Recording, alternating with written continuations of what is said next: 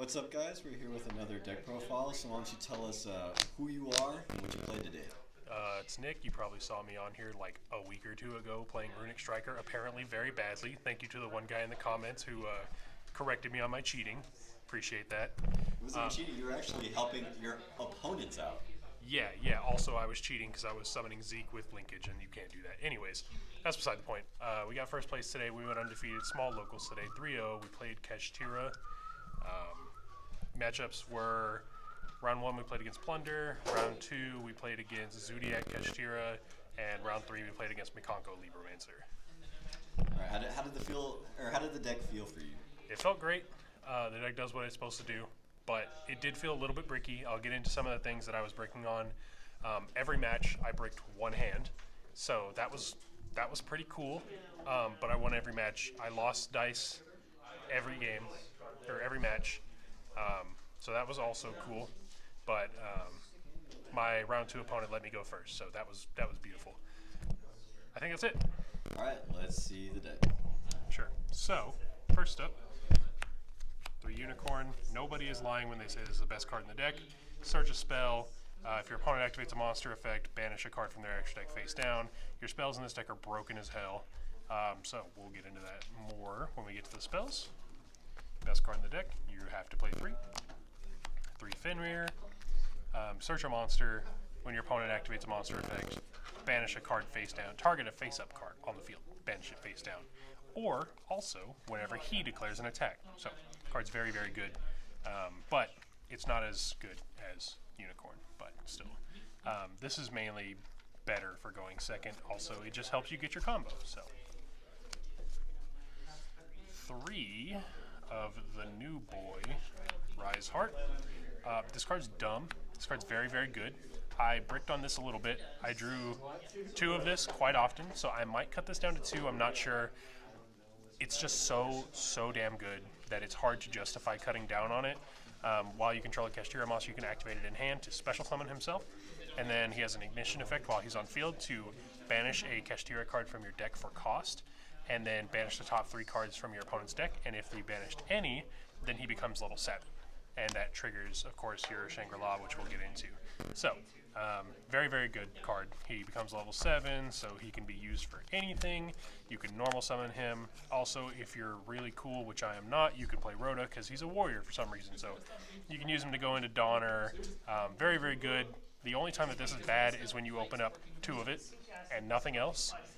If you open up 2 of it and another monster, obviously you're still chilling. It doesn't really matter. And then we're playing 1 each of Scareclaw and Tearlament's Kashtira. So Scareclaw, Kashtira, they both have the same summoning condition. During the main phase, you can quick effect, special summon this monster. It activates in hand, so special summon this monster, and then banish a Kashtira or the other archetype's card from your hand or grave. So you'll banish a Kashtira or a Tearlament, banish a Kashtira or a Scareclaw. In terms of Tearlaments, when they are summoned, you can activate their effect to make either player mill 3, and when they're sent to grave by card effect, you can mill 2. I believe that it's just for you, yes. So, very, very good card. It's good to, if you have both of these, a lot of times I'll use this to send from the top of deck and see if I can just fish to get something in grave. So that way I make the Scareclaw live. Putting Theosis or Big Bang in grave is really good in a lot of cases. Also playing against my round 2 opponent, I used this to mill and evenly matched off the top of their deck, so that was cool. Now Scareclaw, I personally think Scareclaw is the better one. It says, of course, same summoning condition, and while this monster is on the field, any opponent's monster that battles a Kashtira or Scareclaw monster, their effects are negated until the end of the turn.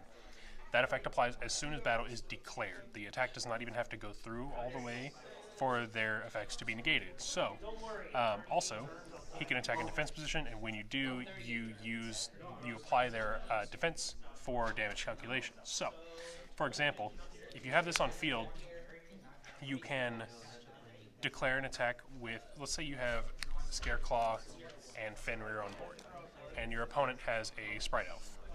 you can declare attack on Fenrir with Fenrir at the Sprite Elf, and as soon as you declare the attack, you can activate the Fenrir effect, target whatever the elf is pointing to, because they are in battle, so they are being negated already. So, very important thing to know about when this applies, and then of course it applies for the rest of the turn.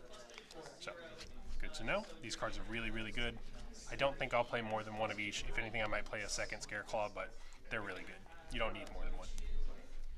That's all the Kashtira monsters, so we'll go on to the generics. We're playing 3 Ash. This is just good. I don't know if I'm going to keep playing Ash, but you want a level 3 for dual purpose, which I will show later. And then we're playing 3 Shifter.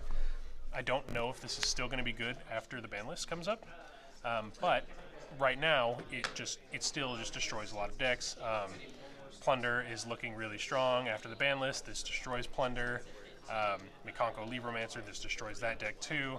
Anything that's using the grave, people are saying Tyr is still going to be around. Like, I don't think I'm going to cut Shifter just yet. I think it's very good, and I still want to keep giving it its day in the sun. So, also I'm a degenerate, and I just like this card.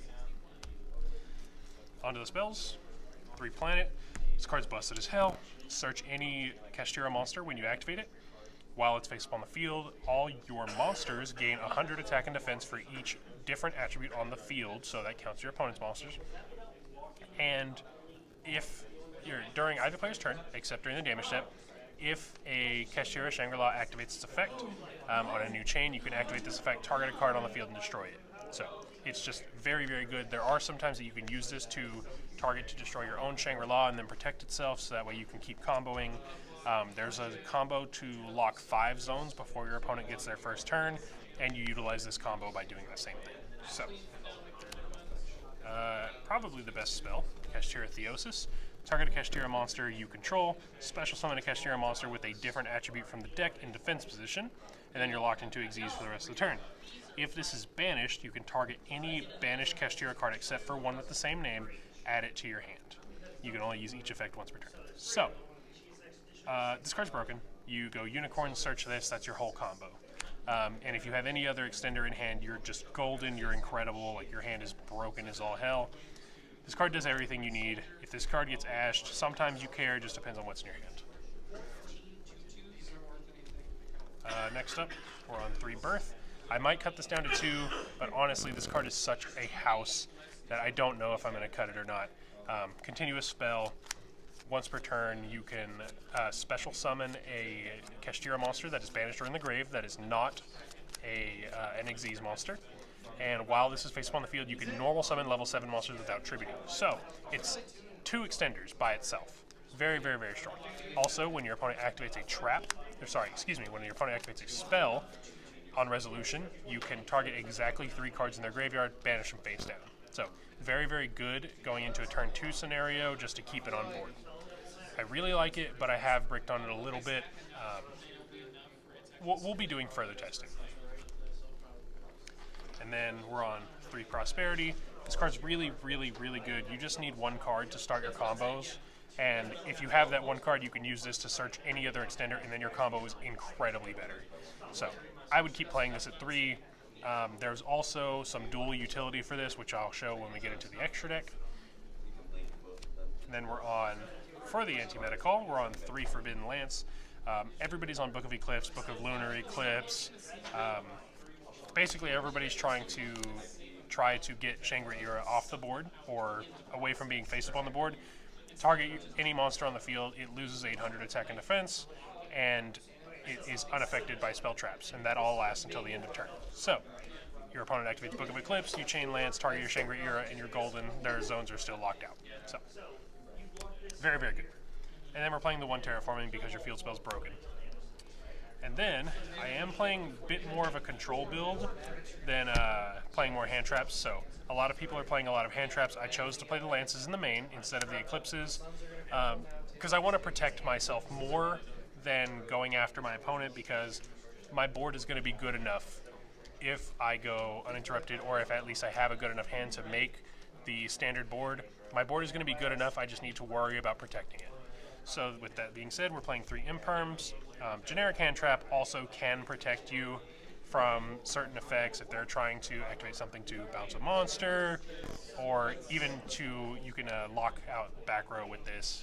Essentially, pseudo quote unquote locking a zone because you're making it to where their spell and trap cards will be negated in that zone if it was set prior. So, and then we're on 3 Judgment. This is to protect myself from, like I said, the Eclipse, Lunar Eclipse, anything that is going to try and out the Shangri-La and break your board. This is to protect it. So this actually worked out very, very well today. I don't think I'm going to take this out anytime soon. I like it a lot. And the last card in the deck, we're playing One Big Bang. A lot of people say this card sucks, and a lot of people don't play it. This card is broken as fuck because you activate Rise Heart on field, banish this for cost, and then you banish top 3 from your opponent's deck for Rise Heart. Then you can activate Big Bang's effect when it's banished to target your Shangri-La, add one of the materials to your hand, and then you get the option to special summon it. So this is just another extender, and you don't even have to see it. And then if for some reason you get to banish Theosis later, you can add this back to your hand. And then while this is on the field, if a Kashtira Xyz monster is on the field, both players send monsters from field to grave until they control 1. So it essentially equalizes boards if you have if a Kashtira Xyz monster is on the field. Not on your field, on the field. So most of the time you're not going to need to use that, but it does come in handy sometimes. So we're on 40 cards exactly. I don't think I would make many changes, if anything, just cut down Birth and or Rise Heart, and maybe Share. So for extra deck, we are on 1 Barone. You are literally playing this to go special summon any Kashtira, normal summon Ash, make Barone. That's it. It's really funny, and sometimes it helps, sometimes it's enough. I don't know how sold I am on it, but I like it. It's really hilarious. Then we are on 2 Shangri-La. This card is insane, just takes 2 level 7 monsters or more. During your either standby phase, you can just special summon a Kashtira from deck for some reason. Anytime a card your opponent owns and possesses is banished face down, you can then choose an unused zone on your opponent's field, main monster or spell and trap, and while it is unoccupied, as long as it's unoccupied at resolution, it cannot be used while this card is face up on the field. So there is something happening right now where if you activate this and choose a zone, and then your opponent activates a quick effect to special summon something to that zone, when that zone becomes unoccupied, then this lock will take effect. And also, while this card has Xyz material, it cannot be destroyed by card effects or battle because you can just detach 1 from it. So it has an effect to save itself. Yeah, this card's nutty. It's really dumb, and I would recommend playing 2. 1, because you have a combo where you can lock out 5 zones if you make 2 of these on turn 1, but also if you're playing against a mirror match, if you just have 1 of this in your extra deck, you have a big target on it. So we're on 1 Dracosac. This card bailed me out against Mikanko Libromancer earlier. I was able to make make Big Eye, make Donner. I outed a whole board, and then I ended on a Red Eyes Flare Metal when he had 1,000 life points left. So, this card, you can detach 1 once per turn, summon 2 tokens. It can't be destroyed by card effects while you have tokens on field, the Mecha Phantom Beast tokens specifically. And once per turn, you can tribute any Mecha Phantom Beast monster, so not just tokens, any Mecha Phantom Beast monster, target a card on the field, destroy it. So, this card's really good. I would still play it. You don't necessarily need it, but you can use this to go into Donner to make multiple board-breaking plays. Big Eye, this is part of it. Steal an opponent's monster, and then you can link it off or do anything with it. You just can't attack with this. Card's really good. Diabolosis. So, this card says, detach 1, take an opponent's card from their extra deck, and banish it face down. You get to look at their entire extra deck and pick whatever you want. You get all the knowledge in the world. And then, if a card your opponent owns and possesses is banished face down, you can make them banish cards from the top of their deck equal to the amount of cards that they have banished face down. So usually you make them banish 3 from Rise Heart, and then 1 from this, and then you make them banish 4 more from the top of the deck. And also, this card says if it destroys a monster by battle, and I believe you get to banish it face down. Oh, target any card in your opponent's graveyard, banish it face down. I've never used that, but it's good. It's fine. This card is insane. I only play one. It's not the biggest deal if it gets banished. And then we're playing the one Red Eyes Flare Metal Dragon. It's just for time. I had to choose between this and Titanic Moth. This won me a game where Titanic Moth would not have. So this card's really good. Each time your opponent activates a card or effect, at the end of the resolution, they take 500 damage. And then it's got another effect that summons a Red Eyes normal monster from grave. And also, while this has material, it cannot be destroyed by card effects. So, very, very good card. I would play one. Then we are playing 2 Arise Heart. This card is so dumb, should not have been printed, but we're going to abuse it while we can. Takes 3 or more level 7 monsters. Sorry, excuse me, just 3 level 7 monsters. While he's on the field, he's Macrocosmos. Any card sent to the graveyard is banished instead. You have an effect that says once per turn, you can summon this. You can summon this by simply overlaying it on top of any Kashtira monster that you control, as long as someone has resolved the effect successfully of Kashtira Shangri-La this turn. It doesn't have to be yours. So if your opponent activates the effect in standby phase to summon a Kashtira from the deck, you can then activate something like Mind Control or something that will take control of this, and then you can just take control of any of their Kashtira monsters and then turn it into a Rise Heart. So, and then from there you can like go battle phase, make Zeus, whatever. It's got a lot of uses.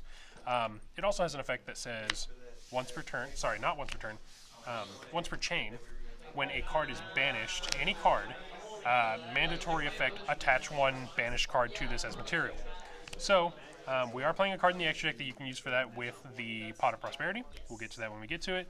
And as if this card didn't have enough effects, also, quick effect, you can detach 3 materials from this card, target a card on the field, banish it face down. So, against Plunder earlier, my opponent Mind Control targeted this, so I chained it to banish this face down, and then I was able to just lock out the rest of his zones.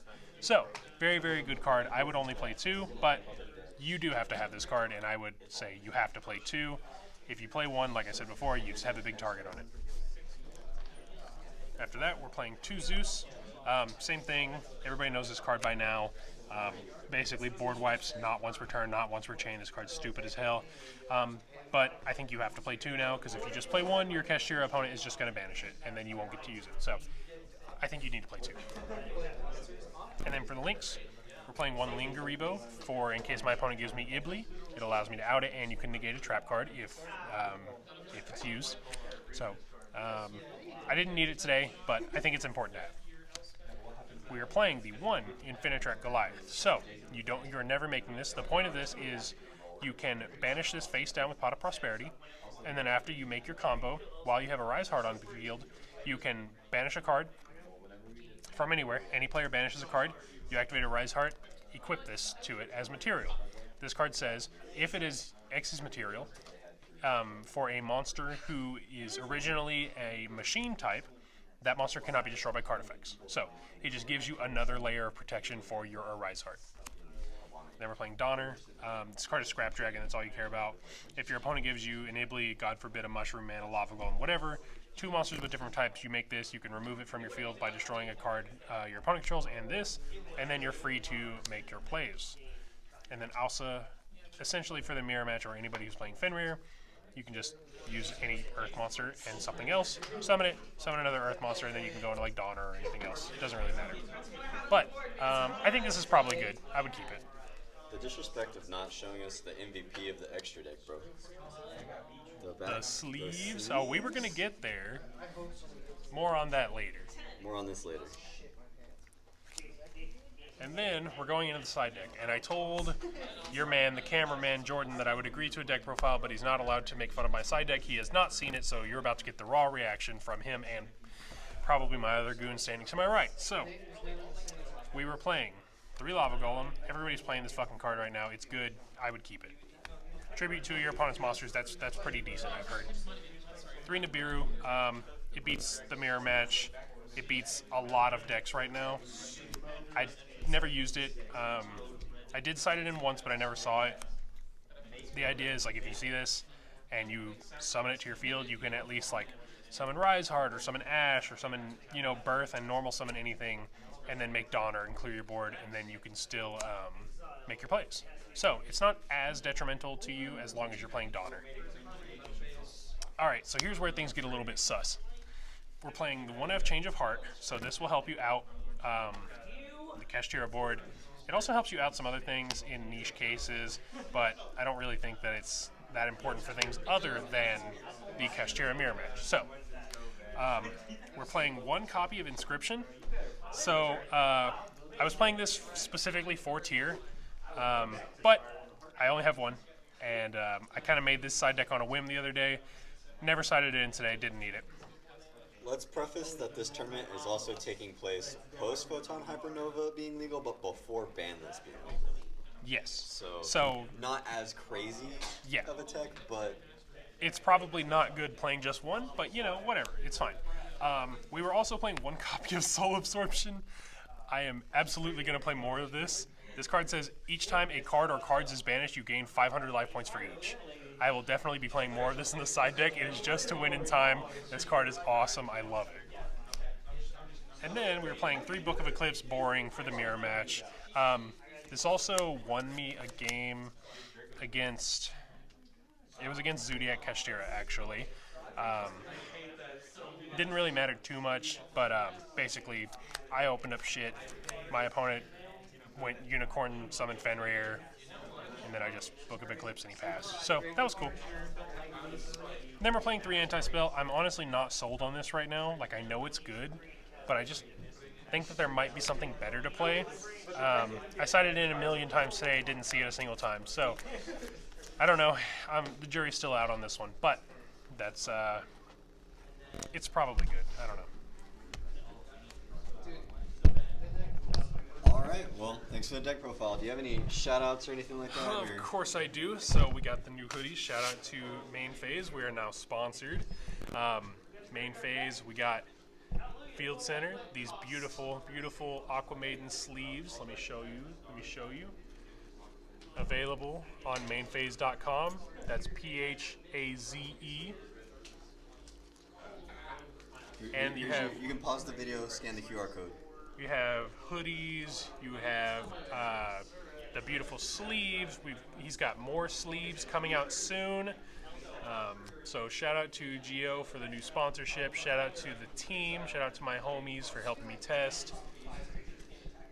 Other than that, I think that's it. Expect more content with the hoodies. Expect more Team Main Phase on the channel. So hopefully we'll have more tops coming soon. All right, thanks for the profile.